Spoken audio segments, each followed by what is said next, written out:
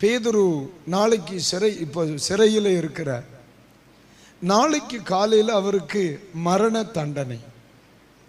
உண்மையிலேயே பேதுரு தப்புவதற்கு வேறு எந்த வழியும் இல்லை.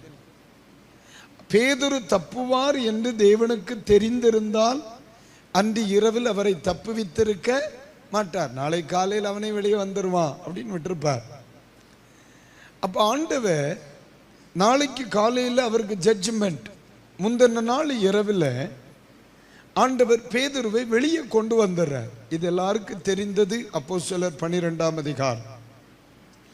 ஆனா நம்ம கற்றுக்கொள்ளுகிற ஒரு பாடம் என்னன்னா, மொத்தம் எத்தனை வகுப்புகள்? 4 வகுப்பு. ஒரு வகுப்புக்கு எத்தனை சோல்ஜர், இராணுவ வீரன்? 4 பேர். இப்ப 4 பெருக்கல் 4 மொத்தம் எத்தனை பேர்? 16 பேர். இந்த 16 பேரும் தூங்கல. இந்த 16 பேரும் தூங்கல. சாவ போறவனுக்கு காவ காக்கிறவன் தூங்கல. ஆனா சாவ போறவன் என்ன செய்யறான் தெரியுமா?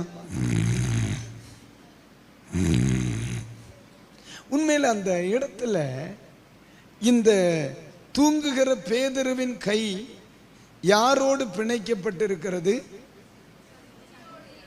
எதுல? சங்கிலியோடு இணைக்கப்பட்டிருக்கு. கட்டப்பட்டு நடுவில் படுத்து கிடக்கிறவன் எப்படி என்ன பண்றான்? தூங்குறான். பார்த்துக்கிடுங்க. காவ காக்கிறவன் இத போல ஒரு கொடுமை வேற என்ன உண்டாமுக்கா இல்லையா? ஒண்ணு நீங்க அந்த இடத்துல உங்களை வச்சு யோசிங்க. நம்ம சாதாரணமா நாளைக்கு லோனு கட்டணும்னாலே கொடிட்ட இடத்தை நிரப்புக, நமக்கு என்ன வராது? தூக்கம் வராது. ஆனா இந்த மனுஷன் நாளைக்கு அவருக்கு மரண தண்டனை, நாளை சாவ போறார். மறுகையா பாஸ்டர் சென்னை போல. ஆனா அவர் நல்லா தூங்குறார். அந்த இடத்தில் நின்ற இராணுவ வீரனுடைய மனநிலை எப்படி இருந்திருக்கும்? அந்த இராணுவ வீரனுடைய மனநிலை எப்படி இருந்திருக்கும்? இவன் எல்லாம் மனுஷனாலும் மிருகமால காக்கிற நம்ம தூங்காம நிற்கும். நாளைக்கு சாக போற அவன் என்ன அழகா குரட்ட விடுறான். அந்த ஒருவேளை இந்த கிருபை தான் ஒருவேளை நம்ம சபையிலே பலருக்கும் கிடைச்சிருக்குமோ அப்படின்னு எனக்கு சில நேரத்தில் ஒரு சின்ன சந்தேகம் வந்து போகும். ஏன்னா மரணத்தின் நடுவில் தூங்கினார். இவ்வளவு சத்தத்துக்கு இடையில தூங்குறான். பாத்தியா? கிருபையா தான் இருக்கும் சாமி, இல்லாம இல்லவே இல்லை. இதை பேதுருவினிடத்தில் நம்ம எப்படி கற்றுக்கொள்ளலாம்? பலமுறை இதை சொல்லி இருக்கும். பட் இது கர்த்தர் தனக்கு எபினேசராக இருக்கிறார். நல்லா கவனிங்க. பேதுருவை பார்த்து இயேசு பரலோகத்திற்கு எடுத்துக்கொள்ளப்படும்போ இயேசு சொன்ன வார்த்தை, உலகத்தின் முடிவு பரியந்தம் சகல நாட்களிலும் நான் உங்களுடனே இருக்கிறேன். அந்த கான்பிடன்ட் கர்த்தர் என் கூட இருக்கிறார். எபனேசர். இயேசு கிறிஸ்துவுக்கு ஒரு வார்த்தை சொல்லப்பட்டிருக்கிறது, இம்மானுவேல். அதுக்கு என்ன அர்த்தம்? தேவன் நம்மோடு கூட. தேவன் நம்மோடு கூட. அப்போ இந்த இடத்துல பேதுருவனுடைய மனம் தெளிவா இருந்திருக்கு. கர்த்தர் என் கூட இருக்கிறாருப்பா. சிறையிலும் இந்த நெருக்கத்தின் நடுவிலும், இந்த பிரச்சனையின் நடுவிலும், இந்த சவால்களின் நடுவிலும் கர்த்தர் என்னுடன் தான் இருக்கிறார். டென்ஷன் ஆகாத, தூங்கு. அல்லேலூயா, அல்லேலூயா. இந்த அறிவு இருக்கிறவன் தான் கோயிலில் தூங்குறானா இருக்குமோ என்று ஒரு சின்ன கேள்வி இருக்கு. ஆனா அதுதான் உண்மை. இப்ப நம்ம பேதுருவை பார்த்து, ஐயா இந்த எக்ஸாம்பிள், இது உங்களுக்கு எப்படி கிடைச்சி, இது எப்படி இதை கற்றுக்கொண்டீங்க அப்படின்னா, பேதுரு அழகா நமக்கு ஒரு பழைய காரியத்தை சொல்லி தருவார். ஒரு நாள் இயேசுவும் பேதுருவும் சீசர்களும் எல்லாம் எங்க போறாங்க? அக்கறைக்கு போறாங்க. இங்க இருந்து படகு ஏலேலங்கடி ஐசான்னு கிளம்பிருச்சு.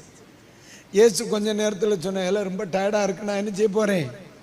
தூங்க போறேன் அப்படின்னு படகின் பின்னணியத்தில் போய் என்ன செய்திருந்தார்?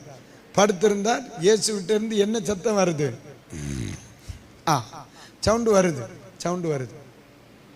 இப்ப போகிற படகு ஒரு பெரிய கொந்தளிப்பை சந்திக்கிறது. காற்று வீசுகிறது, கடல் கொந்தளிக்கிறது. பேதுரு தன்னுடைய எல்லா முயற்சியையும் மேற்கொள்ளுகிறார். கவனிச்சுக்கிடுங்க, பேதுருவினுடைய முழு முயற்சியும் அங்கே நடைமுறைப்படுத்தப்படுது. கடைசியில பேதுருவின் முயற்சி எதில் முடிகிறது? தோல்வியில் முடியுது. சொல்லுங்க அந்த வார்த்தையை, பேதுருவின் முயற்சி. அப்ப உடனே பேதுரு யார் பக்கம் திரும்புறார்? இயேசு பக்கம் திரும்புறார். அங்க பார்த்தா இயேசு என்ன செய்துட்டு இருக்கிறார்? தூங்கிட்டு இருக்கிறார். பேதுரு சீடர்கள் என்ன செய்யறாங்க? பாடுபட்டு இருக்கிறானுங்க. இப்போ இயேசுவை பேதுரு போய் எழுப்புறார். என்ன மனநிலை கவனிச்சிருக்கீங்களா? நாங்கள் மடிந்து போகிறோம், உமக்கு எல்லாம் கண்ணு முழிச்சிருக்கிறவன் ஜாவரேன்றான், பிறகு தூங்குறவனை காப்பாற்ற முடியும்?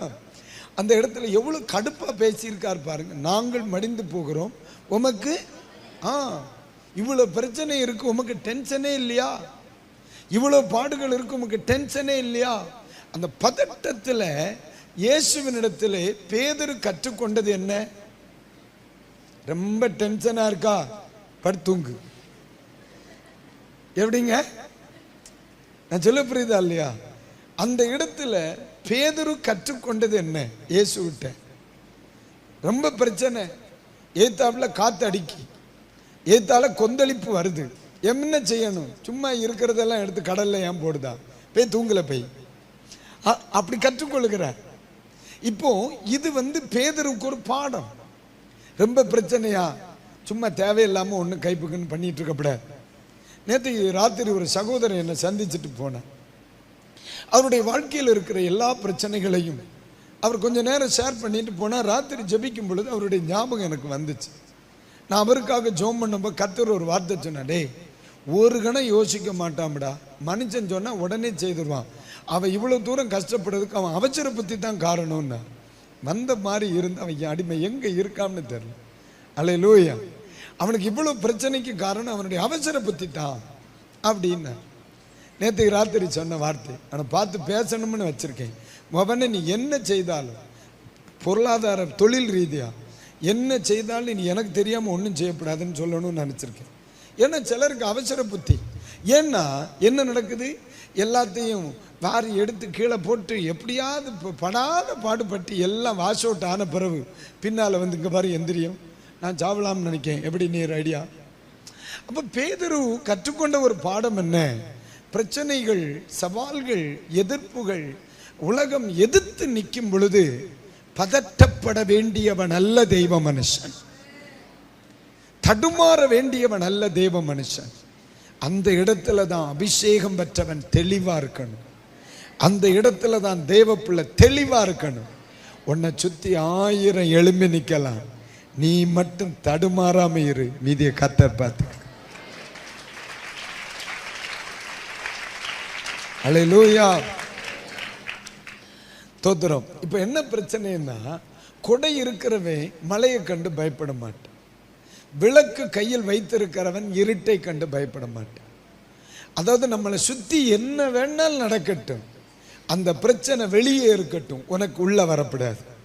உனக்குள்ள யார் தான் இருக்கணும்னா எபனேசர் மட்டும்தான் இருக்கணும்.